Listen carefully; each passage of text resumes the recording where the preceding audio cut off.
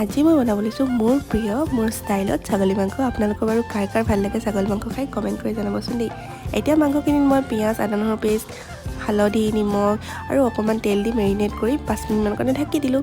আৰু এতিয়া এটা কেৰাহীত তেজপাত, জিৰা, জলকীয়া আৰু পিঁয়াজ দি পিনে অকণমান সময় কাৰণে ভাজি ল'লোঁ। আৰু পিঁয়াজখিনি গল্ডেন হোৱাত তাতে মই দি দিছোঁ এতিয়া বিলাহীকেইডোখৰ। আৰু বিলাহীকেইডোখৰত মই এতিয়া হালধি, নিমখ আৰু মিট মছলা অলপ দি পিনে ভাজি ল'লোঁ। আৰু বিলাহীখিনি ভালদৰে গলি যোৱাত তাতে মই মাংসখিনি দি দিছোঁ। আৰু মাংসখিনি ধুনীয়াকৈ ভাজি মেলি মই ঢাকি দিছোঁ অলপ সময়ৰ কাৰণে। আৰু এতিয়া মাংসখিনিৰ পৰা দেখিছেনে পানী ওলাই গৈছে অকণমান।